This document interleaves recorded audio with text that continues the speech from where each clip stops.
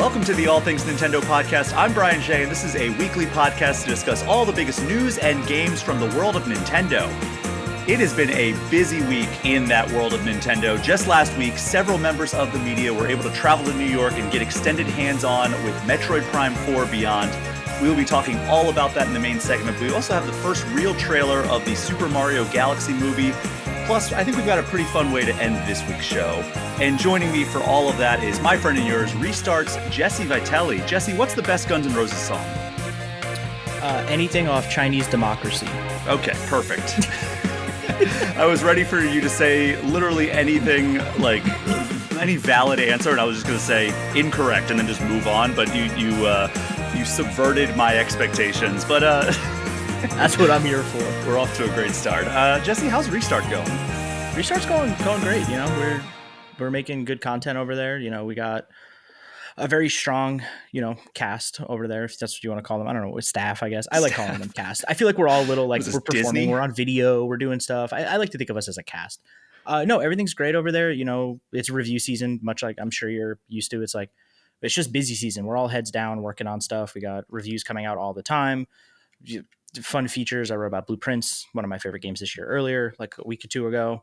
And we're just full steam ahead on the rest of this year, which is not slowing down at all, but making a great ton of social content, great YouTube videos. We're having a blast. Yeah, I've been talking on this show a good deal about how wild December is of all months. Yeah.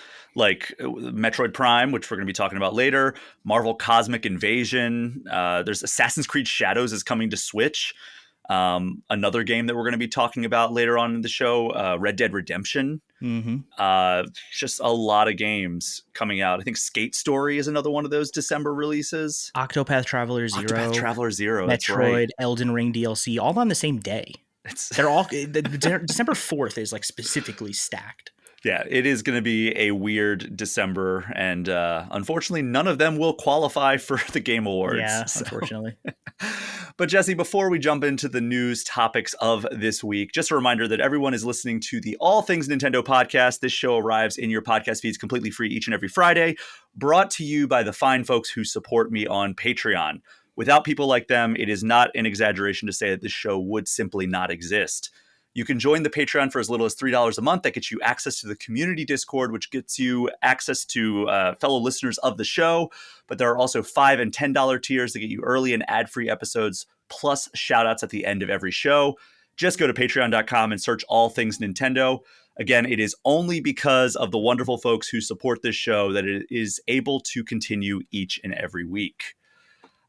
Jesse, normally we do this thing where I start the show with Pokemon news, but I don't think there's any universe or galaxy for that matter where we could start the news segment in any way other than with the Nintendo Direct that we got this week. And it was focused on giving us an info dump and the first real trailer for the Super Mario Galaxy movie.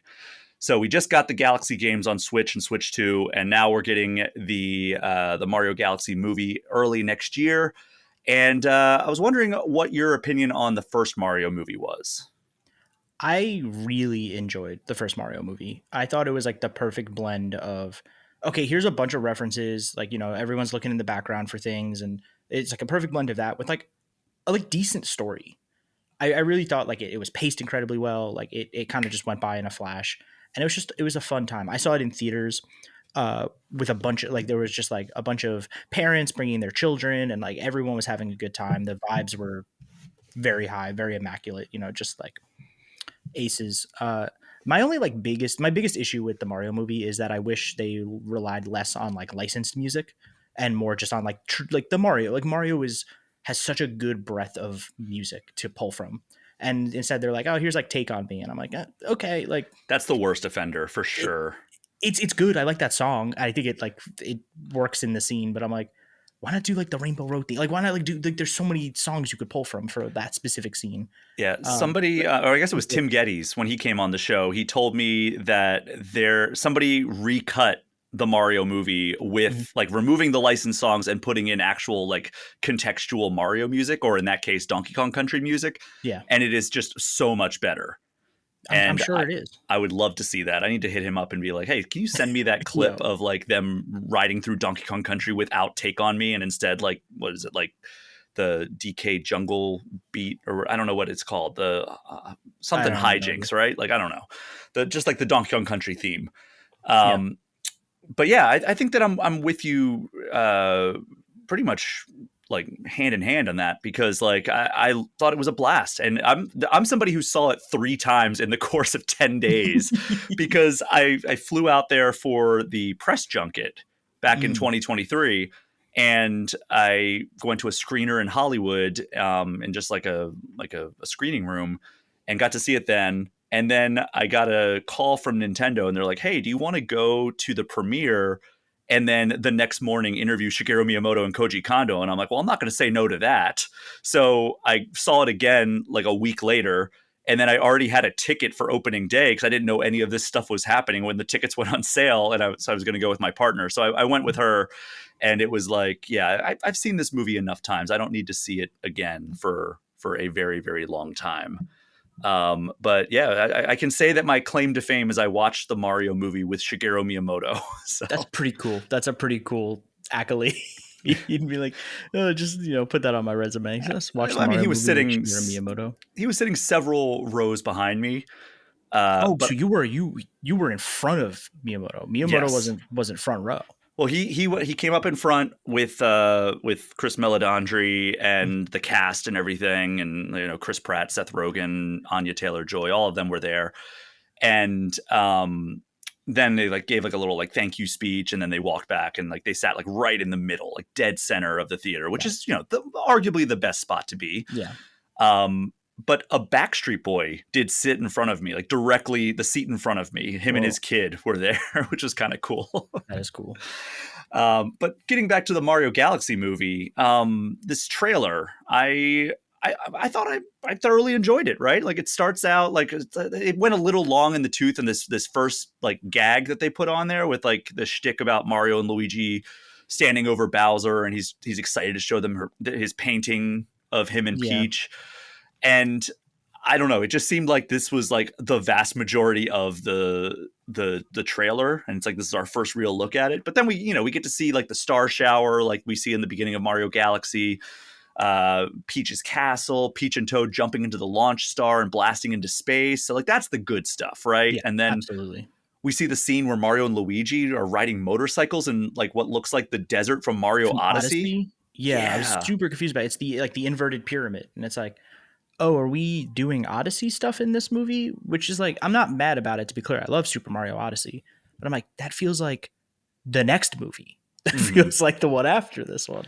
Uh, you're doing Galaxy. You already have so much to pull from. How could you possibly be pulling in Odyssey stuff? Like, what is this movie?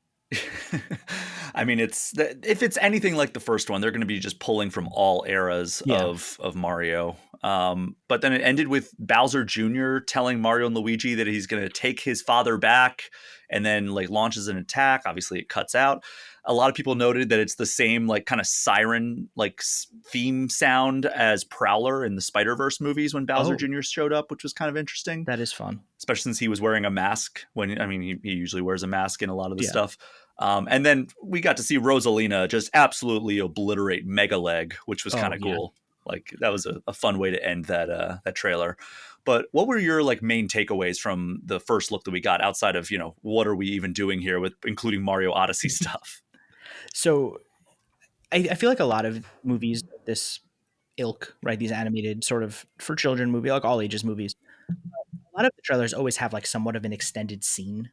They Hmm. like kind of love to do that with marketing material. So I understand why the Bowser scene like runs a little long, because it's like, oh, we want to give this gag like room to breathe and give everyone like a good laugh in the trailer. But then it cuts so much, and they show a pretty decent chunk of different blips from all over the movie. So I'm really interested to see what they're not showing, because if they're going to show jumping through the stars and the star shower and mega and like all this stuff, it's like, okay, well, what are you holding back? And so I'm Hmm. hoping that they're holding more back. I'm sure they are, but I think they gave us just enough. Like, I'd be good not seeing another trailer. Like, I don't need any more. I'm sold. I'm gonna go see it. I kind of know what I'm getting into. I don't really need a lot, but I do have one major issue. Okay. I did put this on Blue Sky, but I'm gonna repeat it here.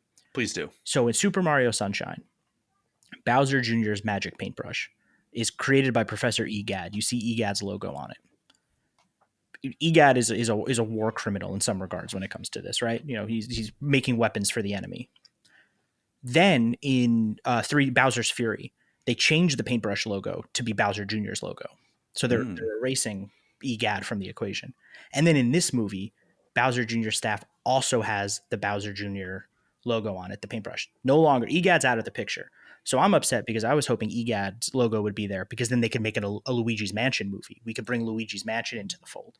I mean, they're almost certainly doing that, right? Like they're doing Donkey Kong Country. I hope so. They've got to have a Luigi's Mansion movie. Like, I would not be surprised if they were just like, hey, you know, we're going to do this Mario Galaxy movie. Then everybody's going to get their kind of spin-offs. We could get Donkey Kong Country. We could get Luigi's Mansion. That would be a great, like, Halloween era. So like, yeah.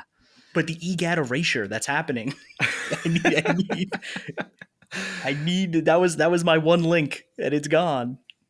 Yeah, I mean it's I mean he hasn't been introduced in the universe yet, so we've probably got to get there. Maybe he'll get captured by Bowser and Bowser Jr. and they'll force him to like make their equipment better, and So then they cool. can slap his logo on it. He could be voiced by Steve Buscemi. Oh my god! Well, that's a good segue into the next thing that we learned, which is we learned who are voicing some of the new characters. So Brie Larson of Captain Marvel and Room fame is the voice of Rosalina. And then Benny Safdie, who was in Good Time, Uncut Gems, and Oppenheimer, is Bowser Jr., which...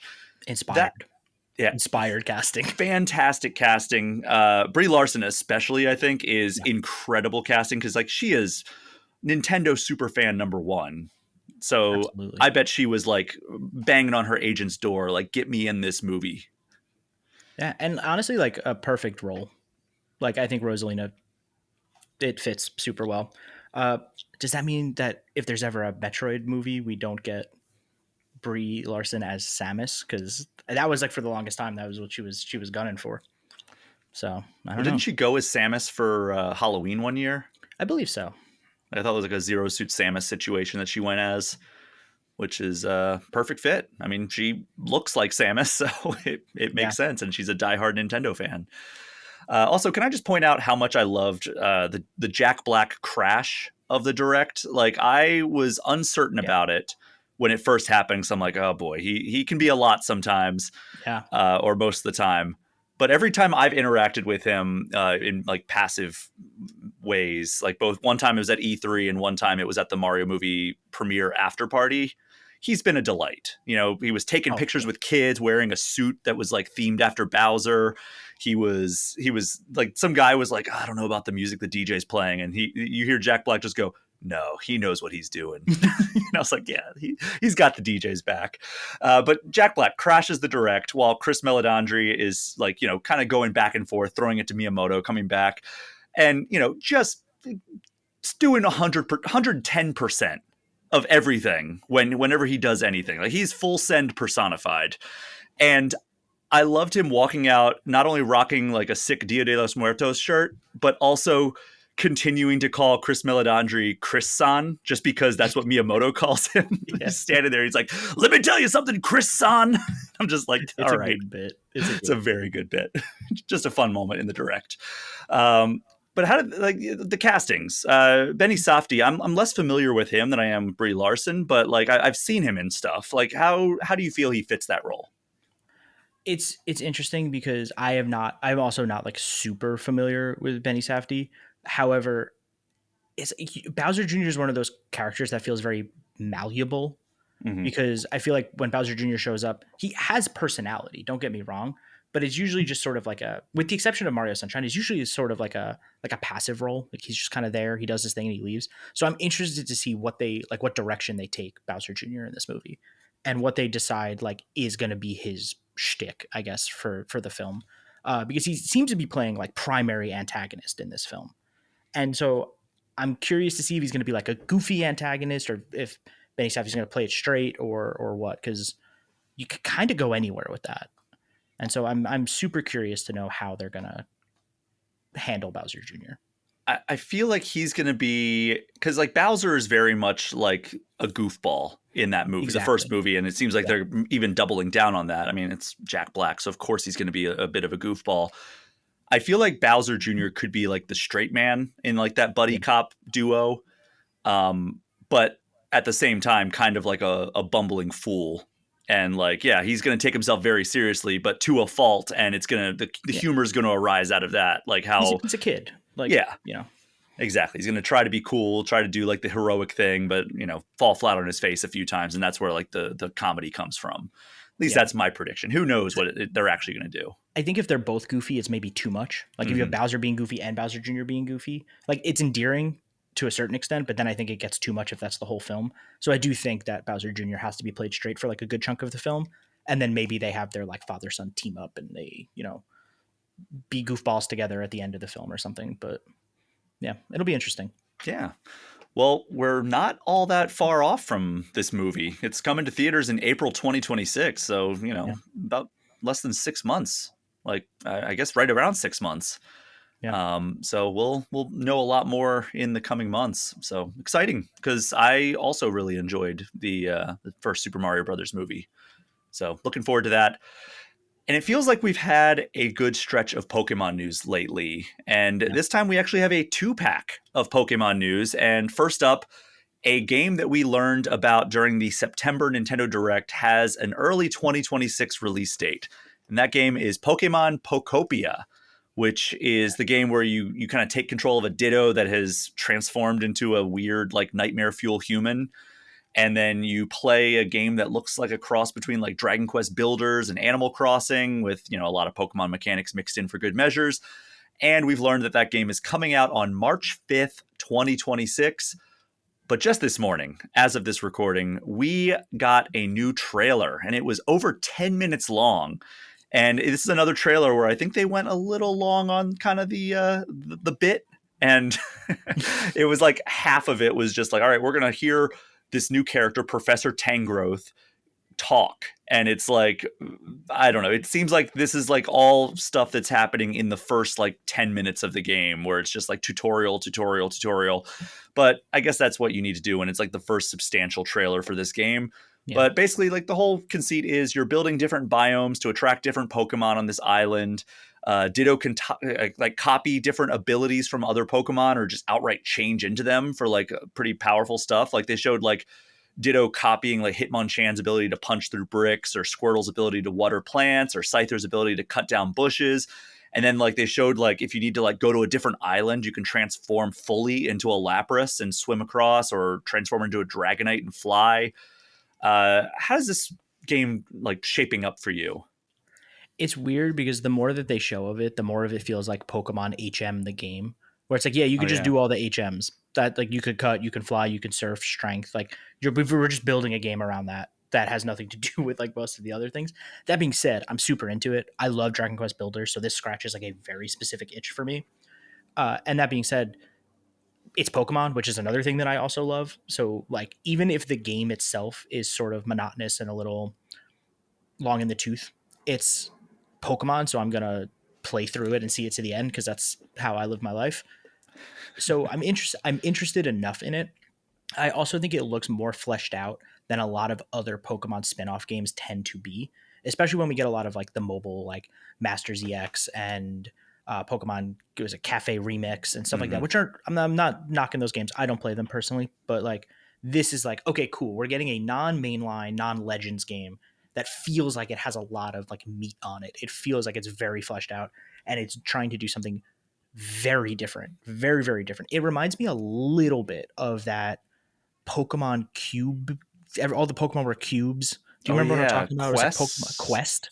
It reminds Conquest, me like a Quest, little bit Quest. of that game that was like mobile Switch that came out in that weird presentation that they did in like Japan at like 10 p.m. Eastern time, and suddenly there was like a new Pokemon game. They announced the Let's Go games there. It was a very weird presentation, but it reminds me a little bit of that, just in its sort of presentation style. But I didn't really love that game, so I'm hoping that this game has like a lot more going on, and it seems like it does. And also, I would die for Professor Tangrowth. Thank you, I got there. Professor Tangrowth. It's a mouthful. I think I reviewed Pokemon Quest, or whatever it was called, and I think I gave it like a 6. Like not a Yeah. great game. It had some fun stuff about it, but like yeah, I don't know, didn't do much for me. But Pokemon Pokopia looks like a blast. Like it we're not getting an Animal Crossing game probably in the next year at least. We're No. getting that Animal Crossing New Horizons Switch 2 update, but like this, it oddly enough, this is like almost 6 years to the day after Animal Crossing came out. Because what was that, like March 13th, Yeah. 2020 or March 6th, 2020? I don't know, but Something like like that. this is March 5th, 2026. So it's not that far off, and I feel like we are just learning about like how the core game works. So it'll be interesting to see how that all pans out. I'm definitely really excited for it, and I'm Yeah. looking forward to playing it. I'm hopefully there's going to be like a hands-on session or something in the near future. I But hope so. I need to see how I need like an hour of that game. You know, like I need to just see how when you stretch that out a little bit more, like what does that look like? absolutely, and I will be eagerly volunteering to go on that trip if they end up having like a hands-on session. Every hero strikes out on their adventure for a different reason. To prove myself worthy of my mother's praise. To write my own story and discover who I really am. To prove to my family that I am more than they believe me to be. To revive the god that has chosen me. But when the fragile balance of the world is in jeopardy, and sinister forces move in the darkness, heroes will be tested, pushed to their limits and beyond. And it will be left to them to determine if they are up to the task. There is a darkness rising. Will they be able to overcome the challenges and meet this evil head-on? For my god. For my story. For my freedom. For the world. To restore the balance. Modified Role Season 2, The Chronicles of Erin, a D&D 5e actual play podcast. New season, new characters, new story.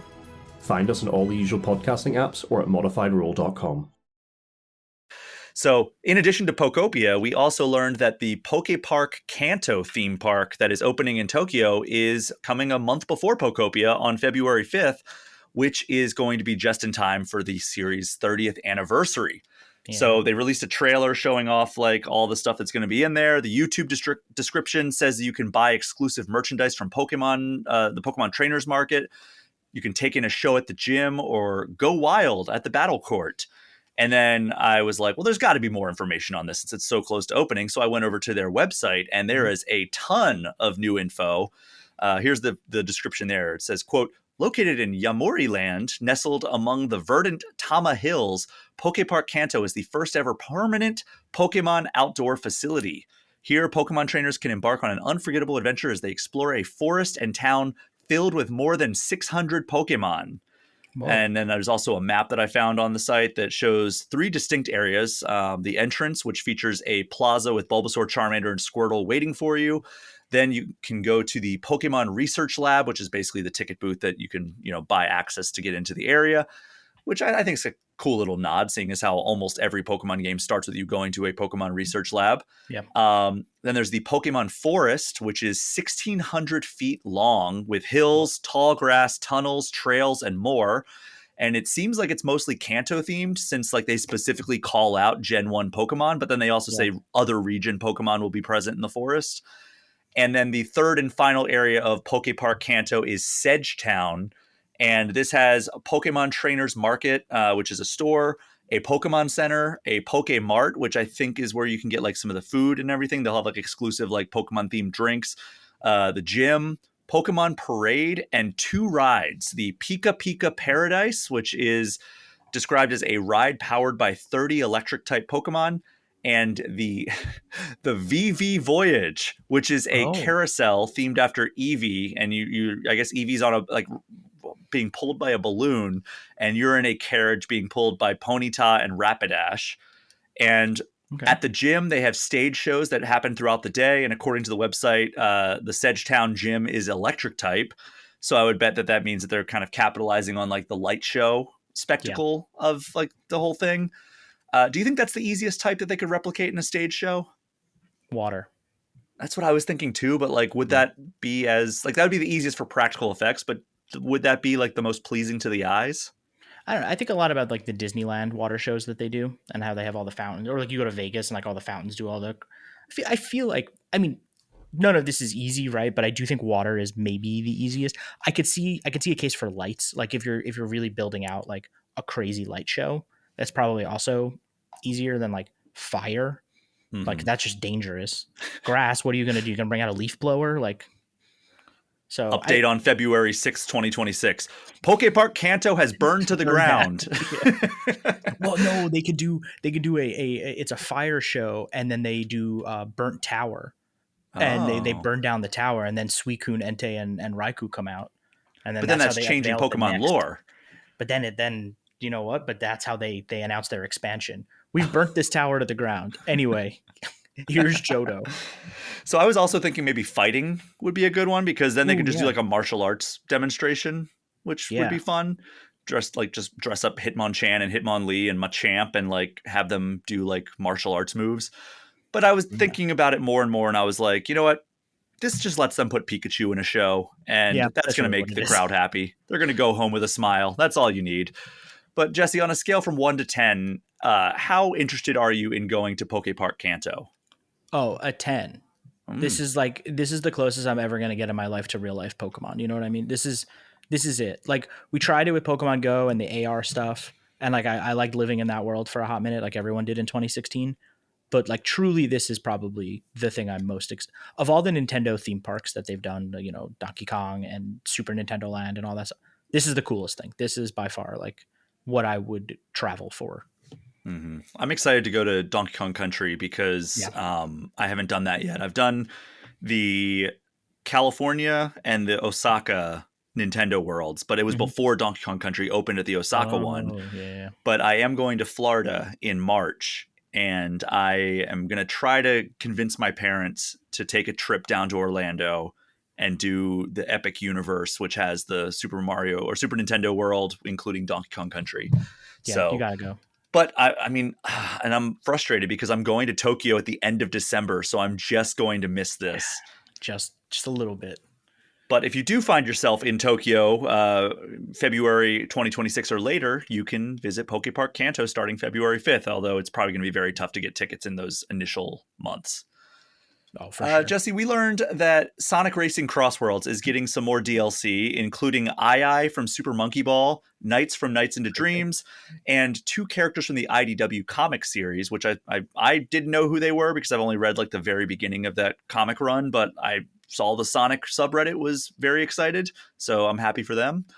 Plus, we learned that the previously announced SpongeBob DLC that adds SpongeBob and Patrick, plus a couple of other things from the SpongeBob universe, is coming out November 19th. Outside of me just saying Sonic Racing CrossWorlds is a really fun kart racer, and I'm glad that Nights into Dreams is getting some love, I don't really have anything to say about it. Do you have anything to say about it?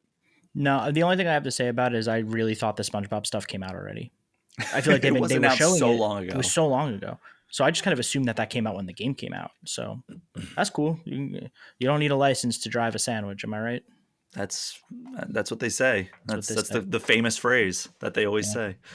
But everyone's talking about Grand Theft Auto 6 getting delayed to November 2026. But that's none of our concern here on a Nintendo Focused podcast. However, what is our concern is that Red Dead Redemption, the first one, the original one, is getting a Switch 2 version extremely soon. The game's already out on Switch 1, but you know, it's kind of a compromised version. It's not terrible, but it's not what we're used to in 2025. This Switch 2 version, which will be a free upgrade for everyone who already owns Red Dead Redemption on Switch 1, adds HDR, mouse controls, and of course, 60 frames per second. It also includes the very fun Undead Nightmare DLC, and it arrives on Switch 2 on December 2nd. Where does Red Dead Redemption rank among your favorite Rockstar games?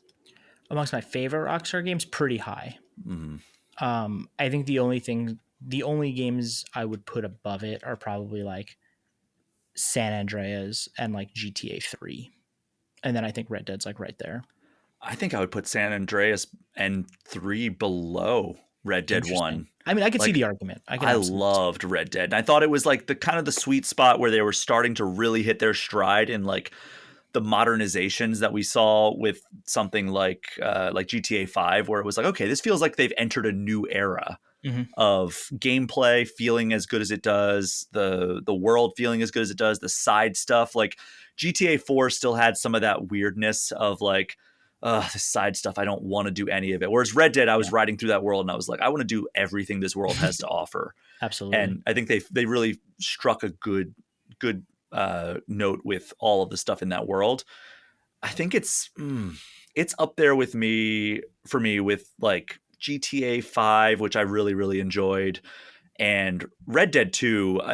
Red Dead 2 is one of those weird ones where it's like, once it gets going, it's fantastic, but it can take a while to get that horse moving. But it is, once it does get going, it is like a once in a generation level of storytelling that they get. And like, I got super attached to Arthur and all them. So I'm hoping that we get Red Dead 2 at some point on Switch 2. But that's also a much more technically demanding game. That's a tough one.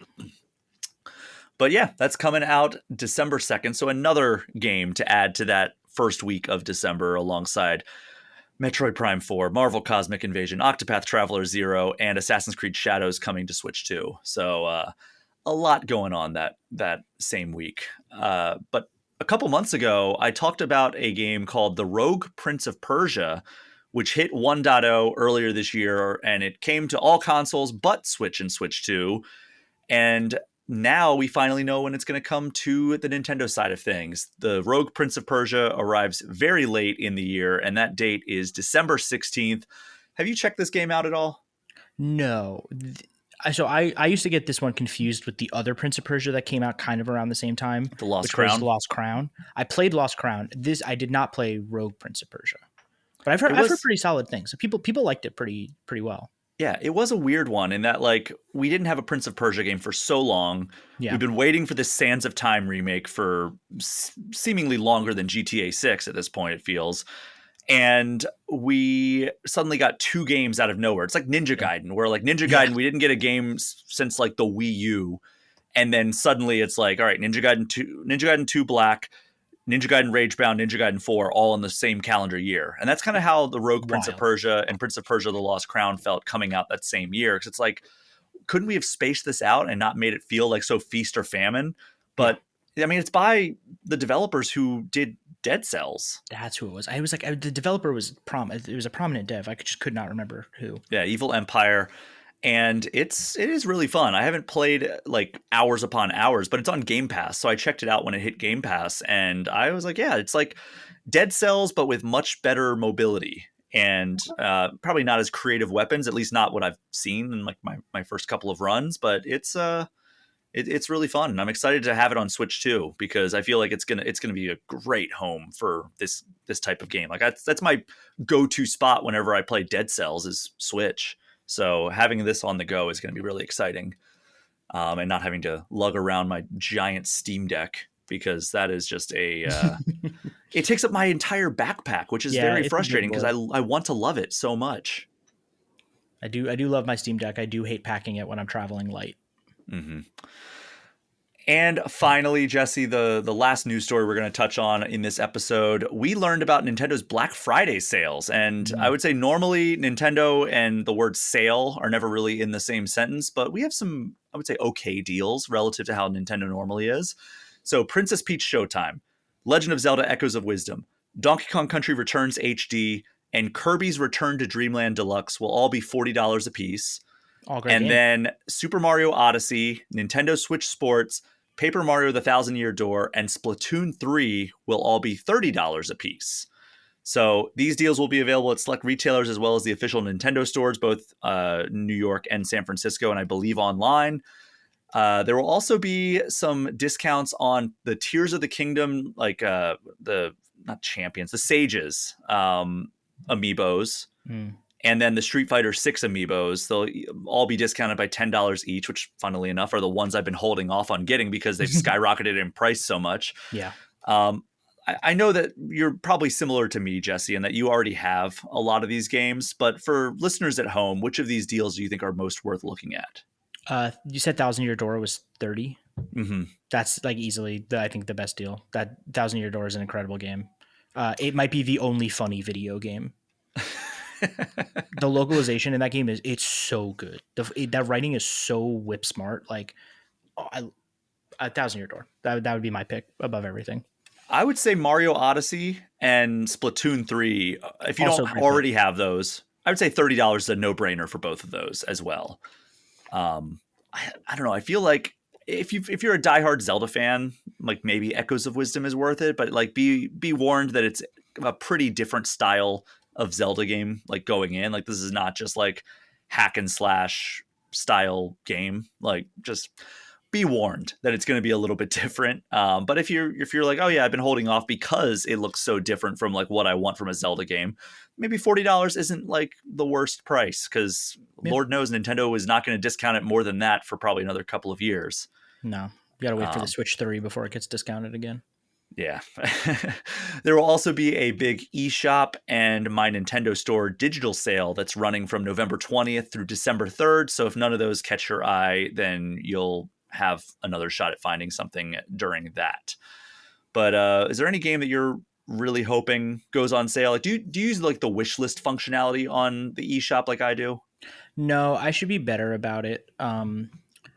So I don't. The thing is, like, I'm so buried right now in things that it's like so hard to even think past what I'm already playing. But I'm trying to think of like a game, like a Nintendo game that I haven't gotten to yet that I would really like to get to. I haven't played Echoes of Wisdom. Okay. I would like to at some point, just for the sake of like completion, just having played the Zelda games. But yeah, I don't know if there's anything in particular that I'm like looking to go on, like for it to go on sale. It's tough. Yeah, I'm looking at like my wish list, and it's all third party stuff. But Super Techno's World, River City, and Techno's Arcade Classics. It has like Super Dodgeball and everything, and a bunch of different like classic arcade games. That I've been waiting for that to go on sale for a while. Also, I've never played Astral Chain, and I feel like I need to. You do. And I've had that on my wish list for months, and it has not gone on sale once in that time. So I'm very good. I would not mind getting that on like a discount of some sort. But yeah, outside of that, like, you know, I'll be definitely monitoring it during that window once November 20th rolls around and seeing what they put up on sale for that. Yeah. But Jesse, we're going to take our first break of this episode, and when we return, I will be hearing from you all about how Metroid Prime 4 Beyond is shaping up. We will be right back.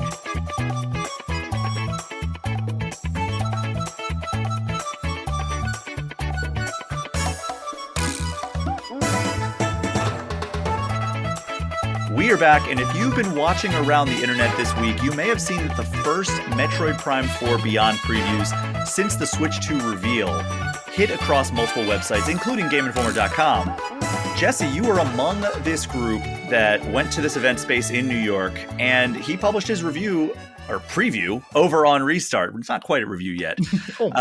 Jesse, before we get into your thoughts on Metroid Prime 4, I want to know where Metroid ranks for you in terms of Nintendo franchises. So I love the Prime trilogy, and I love Super Metroid. I've not really played a lot of the other games, so it doesn't rank super high. Like, I would put Zelda, Pokemon, Mario above Metroid. Metroid fits in that like Kirby tier for me, which is kind of like the B tier. Okay. And not because of quality or anything, just because that is a franchise that I'm still like actively sort of exploring. But that being said, Metroid Prime 4 might be the game that gets me to go back and play some of the older games. Ooh. So I saw you at the Nintendo Switch 2 reveal event back in April in New York, where I'm assuming that you, like me, had a chance to play Metroid Prime 4 for a little bit. Yes. Coming out of that specific demo, what were your thoughts for Metroid Prime 4? My biggest takeaway from that demo specifically was how good the mouse controls for Metroid Prime 4 Beyond were. Like, being able to, in your left hand, have just move around, hit buttons, and then your left hand, and then your right hand being just the mouse for aiming the cannon was like, it blew my mind. I wasn't a believer in the mouse controls until that moment when I was like, okay, now we're cooking something. And that demo is like pretty straightforward. You're helping the Galactic Federation, you're kind of going through this base. You're trying to stop Psylux from destroying this artifact. It's like pretty straightforward stuff, but it felt good. The music kicked in, and it was like, all right, cool. It feels almost like Halo-esque in some ways, in the architecture, but also just sort of the vibe. And even though we only got a small, piece of Metroid Prime there, I walked away from that like pretty confident, because before that, Metroid Prime 4 was this like not real thing. It was like floating, it's like vaporware almost. Yeah, we were just like, yeah, okay, this game exists, I guess. It got rebooted. It had a very, very long development cycle. But then when we were playing it, I was like, oh yeah, this game is great. They're doing exactly what they needed to do for Metroid Prime. So this new demo that you got to play last week, what did it consist of, and how long did you get to play? So it was in two parts. The first part was replaying that demo we played back at the Switch 2 event, but we got to play handheld for the first time. Oh, so handheld game runs smooth. I'm not great at like frame rate wise, but it looked like it was hitting 60 pretty consistently. I didn't notice any performance or visual bugs or anything like that. That ran clean. It felt great on the handheld. It played through that whole demo in like 15 minutes, and it felt great. Then we were brought into another room that had like light projections on the walls. They tried to make it like immersive experience, and we got to play through the Fury Green biome, which is sort of that jungle biome with the bridge that you've been seeing in a lot of the trailers. So we got to explore that area, and it's pretty early. It seems pretty early on in the game. You're getting missiles in this game for the first time. Like you're really starting to build your arsenal throughout that biome. And we got I'd say that demo was maybe about 45 minutes to an hour, give or take. But yeah, it was really funny. I walked in. I'm going to set the scene a little bit. Walked in, TV, big desk mat, and it was like, here's a Pro controller, here are the Joy-Cons. Play however you want. So I started playing around. I was like, I'm going to play with the Pro controller a little bit. Felt, exactly what you would want from just a standard controller experience. Then I'm playing with the two Joy-Cons, just one in each hand, just, like sitting back, just kind of chilling, like how I would play if I'm on the couch. Felt great. And then I used the mouse controls. And I used the mouse controls again, like most of my demo. And the demo starts up, and Samus lands in the biome. You hear that like choral, like vocal choir hymn, and you're like, okay, we're back in Metroid Prime. And I immediately started scanning things. You're just scanning all the flora and the fauna, and you're walking through these really detailed environments. Like we were playing in quality mode, so it was like the 60 FPS 4K or whatever it was, and not the 120 frames per second mode. And so visually, like this game is very dense. The way the lighting comes through the trees, all the different like alien plants that are like moving around and sort of like pulsating as you walk by them and glowing, and it does a really good job of pulling you in pretty fast into like, you're in this area, things are trying to kill you, you got to just keep going. And the demo is a lot of that. It's a lot of what you expect from Metroid Prime. It's a lot of shooting a door to open it, to walk through it, to going into a morph ball and crawling through little, vents and narrow corridors, and then coming to a wall that you scan. And it's like, it'd be really great if you had some explosives. If you don't have some explosives, you probably can't get past this wall. You're like, okay, well, me having played Metroid before, it's like, all right, I got to go find missiles. Mm-hmm. And then you're fighting aliens, and a pretty good variety too. There were some flying guys. There were these spiky orbs that would like fly at you. And of course, you're scanning them and getting the most ridiculous proper nouns you've ever seen in your life. Like one of them was like sporangium of Gaspor. And I was like, I'm sure that means something to somebody, but in this moment, it means nothing to me, but I'm glad that I scanned it. And so you're sort of making your way through this jungle. There's like weird little rock guys that shoot spines everywhere if you're near, almost like landmines. And so you're really like, you're looking up, you're looking down, you're constantly head on a swivel throughout this whole experience. And then I get to a room that gives me my psychic power. So sort of the big thing of Metroid Prime 4 is they give Samus these new psychic abilities. Mm-hmm. And the first one that you get is sort of like a telekinesis. It doesn't work on everything. It only works on specific things. But it was a lot of like finding a statue and grabbing a gem from the statue and then using that gem to put it in another statue to like open a door or whatever. So basic stuff to kick it off, just like Absolutely. Kind of the tutorial missions. Yeah, and then I was finding some other cool things, which was like, I scanned something and these purple hidden platforms appeared. Like they were invisible before that. And then it was like, oh, you need these boots to be able to climb on these platforms. And so they were already indicating like, you're going to come back here. You're going to be able to go get your upgrade that we're going to put in front of you. You can see it in the distance, your energy tank and all that stuff. And so they're already planting the seeds of like how you're going to come back into the zone later. And so we're progressing. There's a bunch of other psychic abilities, like you're drawing like runes on rocks to do other things. And then eventually you come across a new psychic ability. And I think this was sort of the crux of a lot of the puzzle solving in this section, which was it's a charge shot that you shoot, but then you can control its trajectory.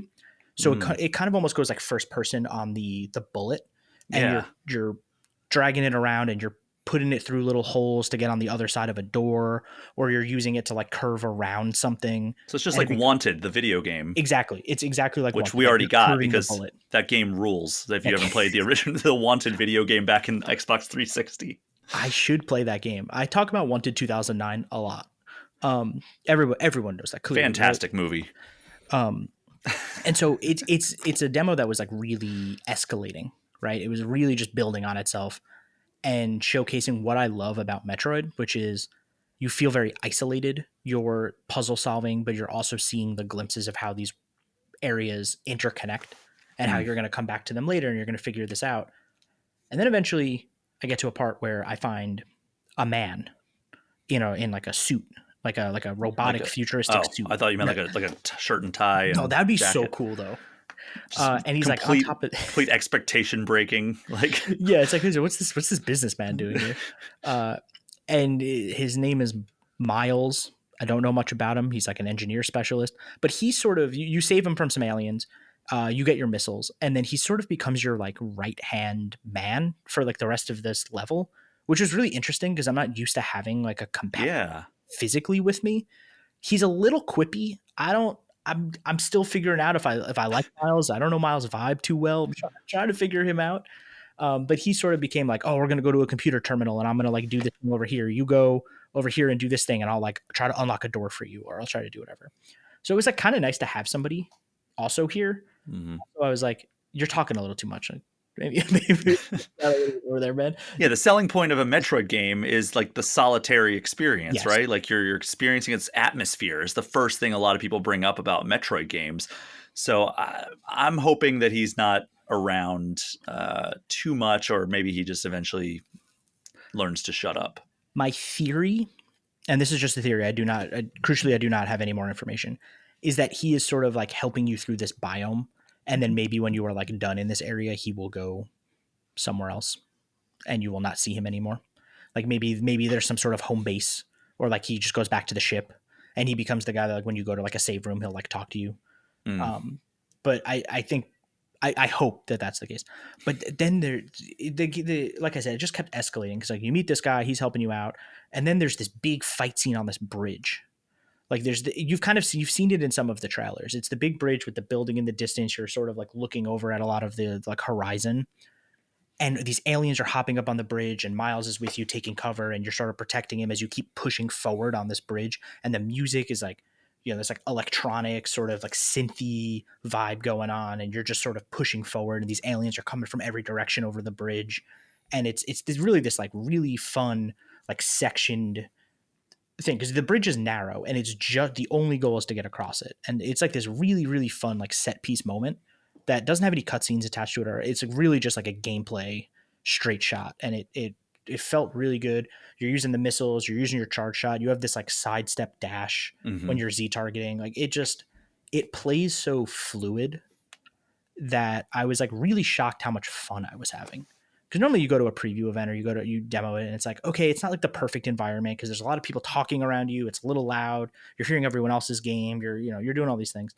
But I was like so locked in. I was so in the zone on this demo. And then eventually it culminates in this boss fight where you got to use all your psychic powers to sort of defeat this plant-like creature. And so you're spinning charge shots and trying to hit all these different tentacles of the thing at once, and it's throwing up walls and vines and thorns, and you're doing this like dance between it. And then you get another power, you get bombs, and you're like, okay, well, if you played Metroid, you know what to use the bombs for. And then the demo just kind of ends. You didn't get to play the motorcycle? No motorcycle, which was a bit of a bummer. But yeah, they like wouldn't. We didn't learn anything about the motorcycle. That's a bummer. I was really hoping to learn more about that. I think had they let us keep playing, we probably would have reached the motorcycle fairly shortly, because basically the demo ends with you get like shot out of this like cannon type deal Okay. to like I like has like leave the area. And then the demo sort of is like, okay, he's like, thanks for playing. And I'm like, I'm pretty sure that's probably going to spit us out somewhere though. And that's like, all right, you're going to get the bike shortly after that and then continue on. But we were not given any additional information about the bike. Unfortunately, we did not get to see the bike. We did not get to play with the bike. Was there a bike, like a physical bike there? Like, didn't they have like a prop or something? They had a photo, it's like a standee that was Samus on the bike. So it was just But a yes, the standee. bike It was wasn't like not a full playable. statue. No, it's just a standee. Got it. I remember seeing some of those posts on social media where it was like, hey, Nintendo invited me to this thing and check back next week for more on this game. Yeah. And I looked very quickly, so I thought it was a statue, but yeah, it turns out it's just a standee. But no, it's that really gave me hope comparatively to other standees. It was craftsmanship was through the roof. That cardboard, man, it's extremely impressive. But getting back to the game, like I also came away from my Switch 2 reveal event demo. I thought that the action was really fun. The movement felt great. The mouse controls, fantastic. I thought it was basically like that was my biggest takeaway from like the Switch 2 reveal event in general. After I was playing it was like how magical it feels to basically take your Joy-Con like that you're holding and just turn it and instantly it's in mouse mode, which is wild. Like I can't believe that they pulled that off and it feels as good as it does. And then of course like it feels like accurate when you're aiming or controlling Civ 7 with it or whatever you're doing with it. Maybe playing Dragon Drive, but I don't think there's anybody playing that. And then and the other thing was how good Metroid Prime 4 looks in action. Yeah. Like, I think they told us, like, the one that we played at the Switch 2 reveal event was, like, doing, like, the 120 frames per second or whatever. Was that the case at this one? No. So I did switch partway through my demo to the 120 FPS, but they had us on quality mode originally. Okay. And so I will say, just as, like, a small note, the mouse controls still feel very good in quality mode, but you can tell a little bit that you're playing at a lower frame rate because of the mouse. Like it does feel a little sluggish in cases, especially in like high intensity fights when you're really trying to like whip that thing around. Sure. You can be like, oh, it's just not as smooth as I think I would like. So I did switch to 120 FPS and it felt like just as fluid as I remembered it feeling. But playing on the quality mode, like that game looks so good.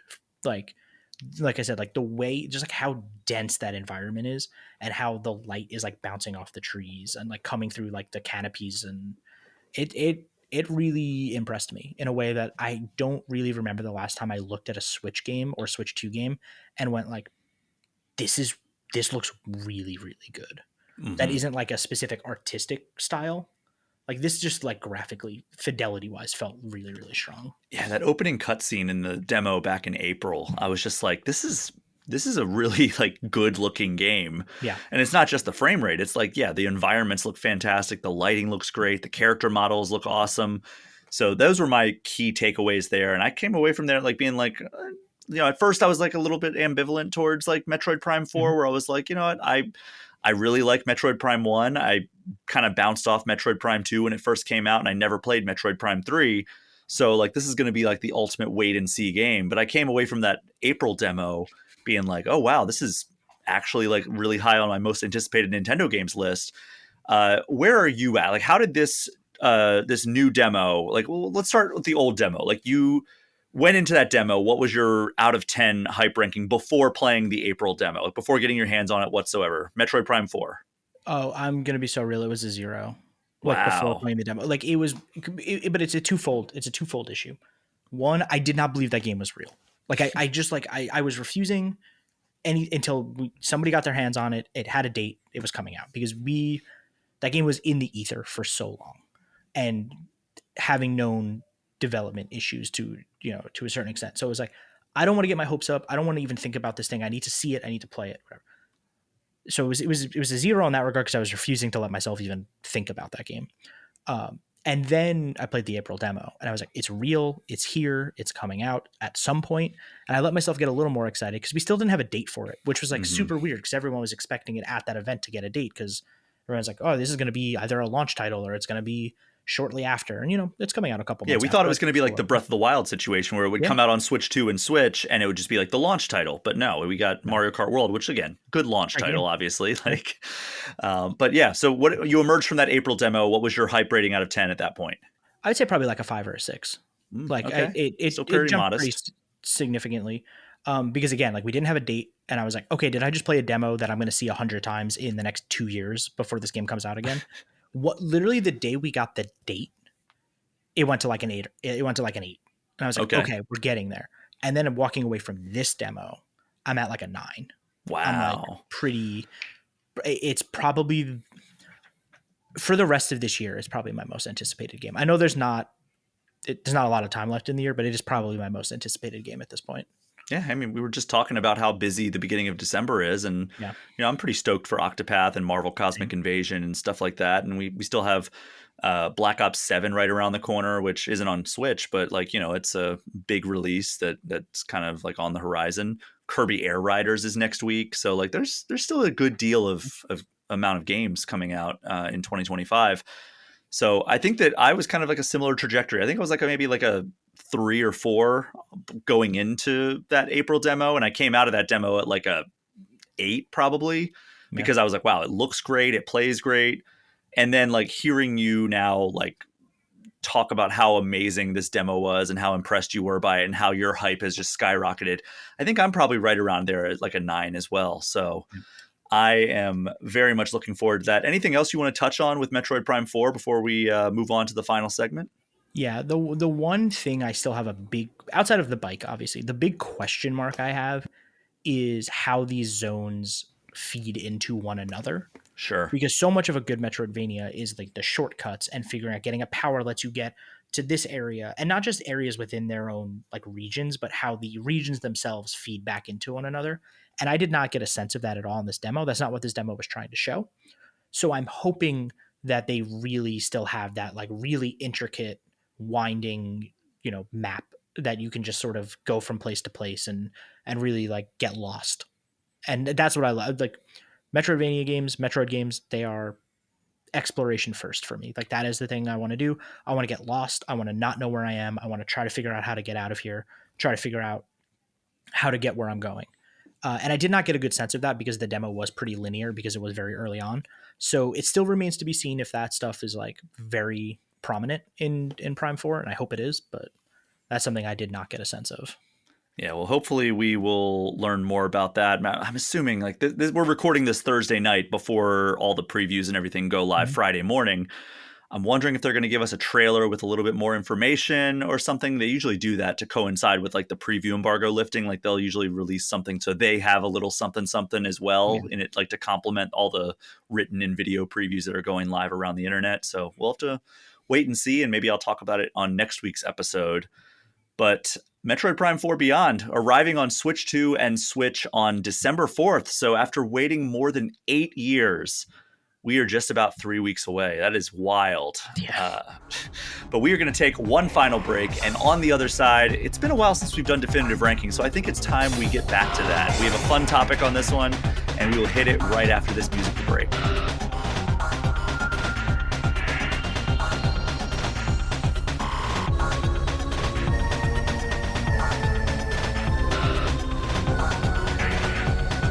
We are back for the final time this episode, and it's time for Definitive Ranking, a recurring segment where we take a Nintendo topic and give our own personal top 5 lists.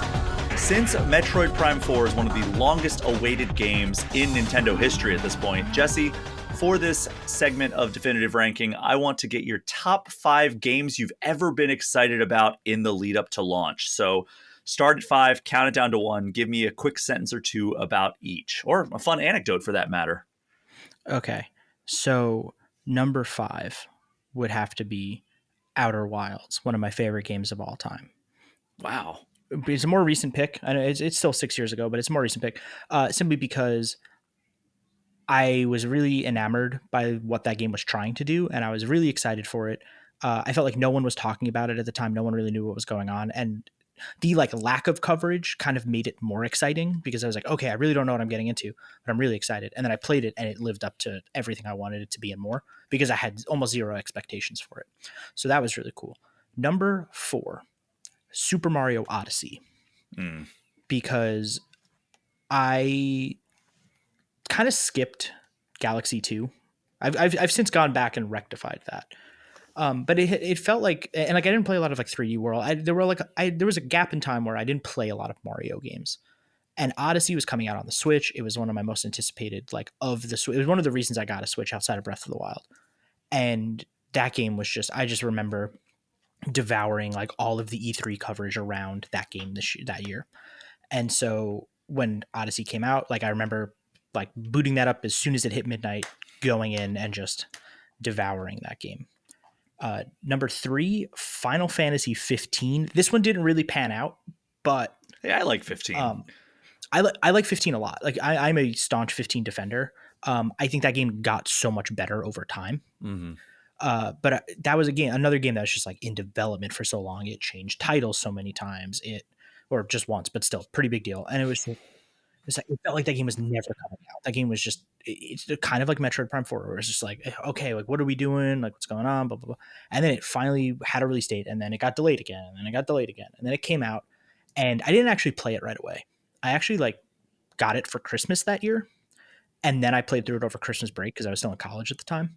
And I remember walking away from it feeling pretty good about it, but I was also like, damn, was it just in development so long that I just built this thing up in my head, and then it sort of, yeah, I don't know. Number 2, still a recent pick, Breath of the Wild. Like, how could I not?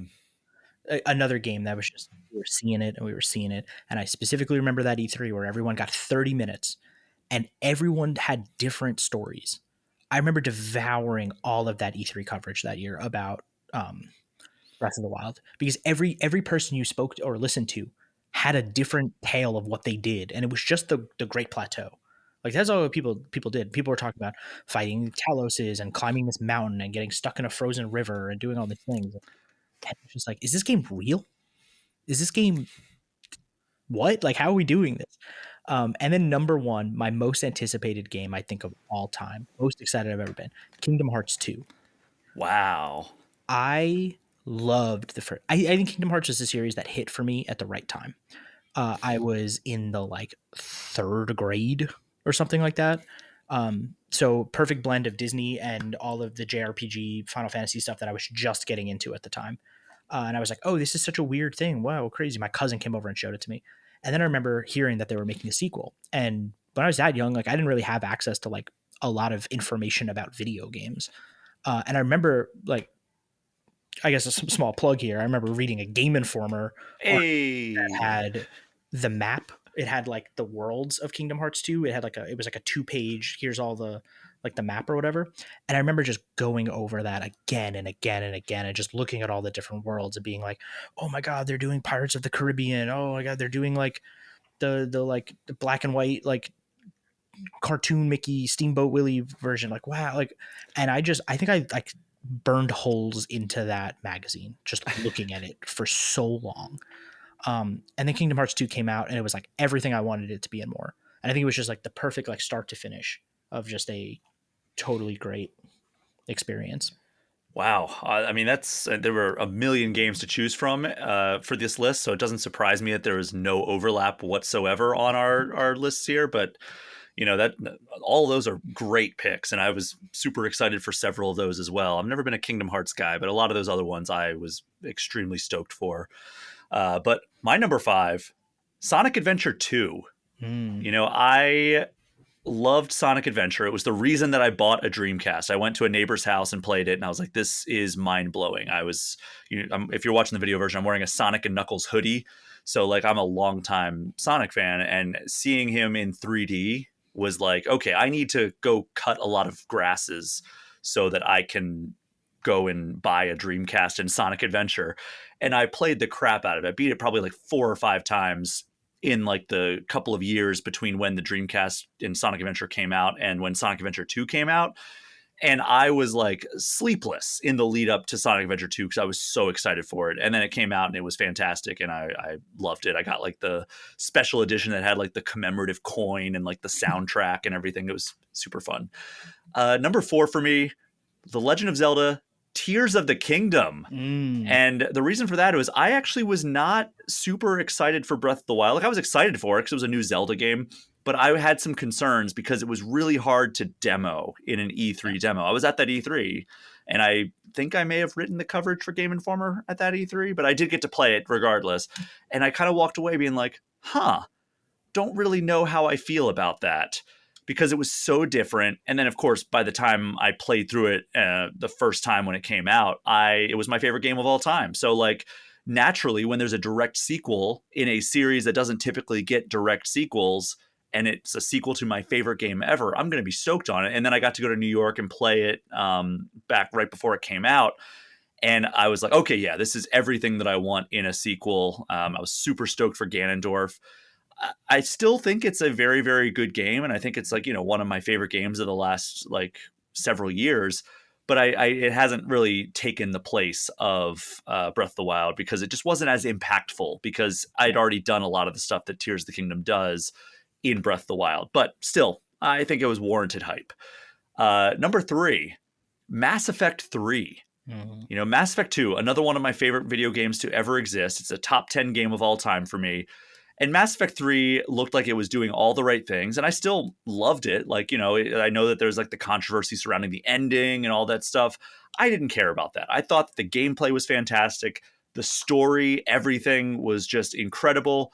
It didn't bother me as much that like, all right, your choices don't matter necessarily to the extent that they do in the rest of the game. Like the way that like doing loyalty missions and everything made it so that like characters would survive the final mission of Mass Effect 2, or like choosing the right person for the right job, like made it so those characters survived.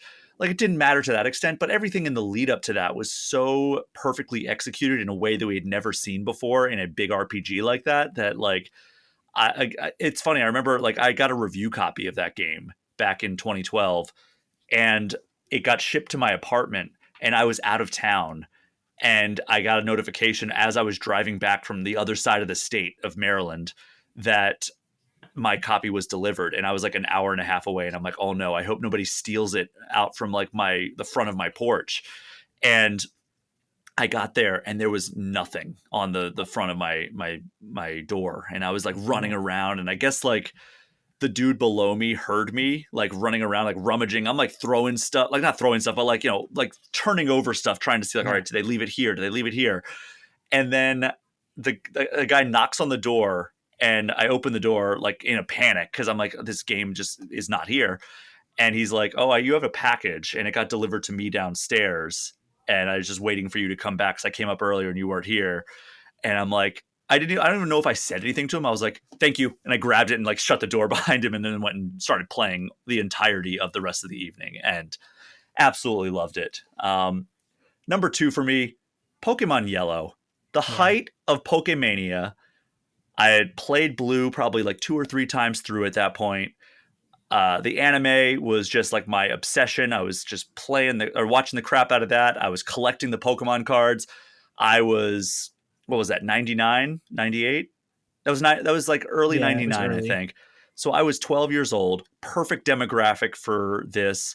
I remember like dragging my mom to a Toys R Us right when they opened so I could go get my copy of Pokemon Yellow, and just the joy when you in your like terrible Game Boy speakers, you hear it try to like approximate the sound of Pikachu talking in the anime. And then like, you're going through and all the sprites have been updated and like Jesse and James from Team Rocket are in it. And you're like, this is the greatest thing that's ever existed. Yeah. And I just remember like being just like, we've got to go to the store, Mom. There's a new Pokemon game. And she's like, fine, let's go. Like if it'll make you leave me alone.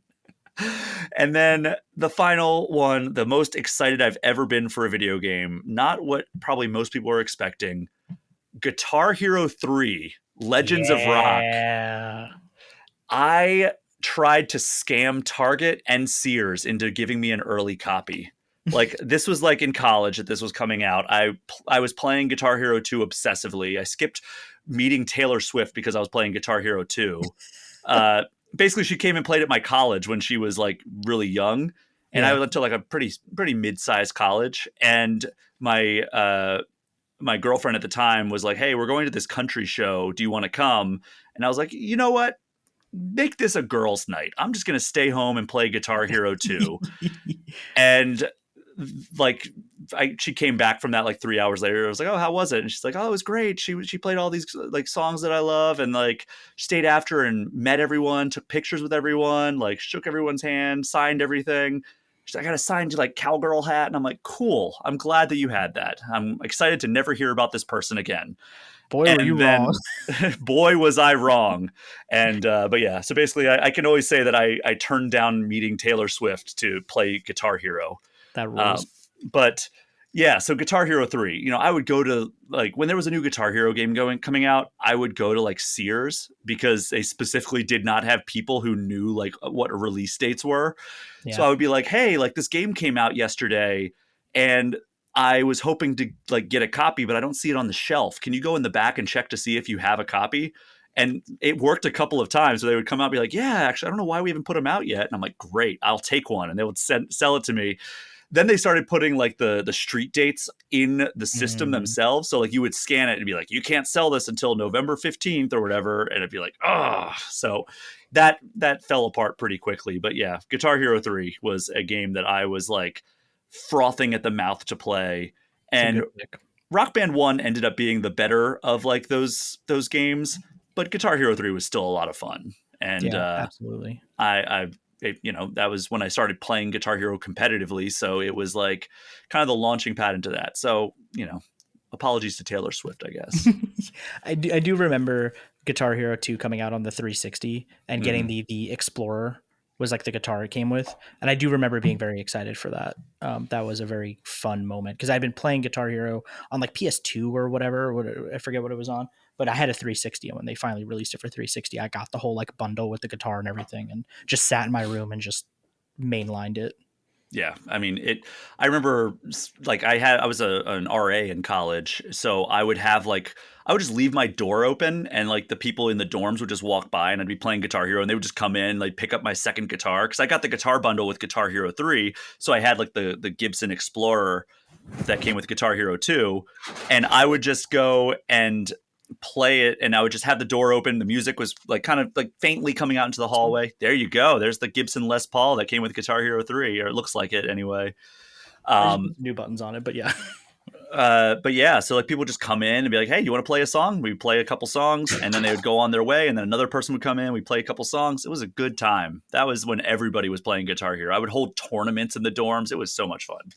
Yeah. But if Taylor Swift is listening to this podcast, I'm sure she is.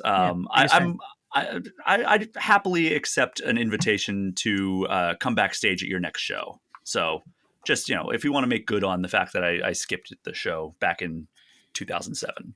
Yeah, but absolutely. Jesse, thank you so much for joining me for this episode of All Things Nintendo. Thanks for having me. It's always a blast. And thank you so much to everyone for listening. As you know, my Patreon and the associated Discord server are the best ways to get any questions or comments in, but you can also get in touch with me at brian@allthingsnintendo.com or hit me up on Blue Sky or Instagram at Brian P. Shea. Jesse, tell everyone where they can find you online. You can find me online mostly on Blue Sky these days at Mama Vitelli, but if you search Jesse Vitelli pretty much anywhere, you'll find me on Instagram, Blue Sky, Facebook, whatever social media you use, you can find me. I don't use all of them, but that's where I am. You can find my writing, my video work, my like social media stuff, all at restart.run. Great team over there. We're doing cool stuff. That is our show for this week. Thank you again for listening. Take care. We'll see you next time.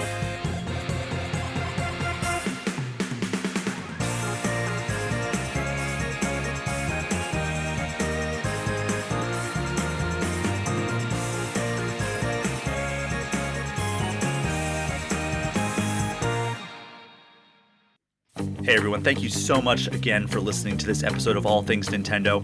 Before we get out of here, I just want to give a special shout out to the $10 patrons of the show.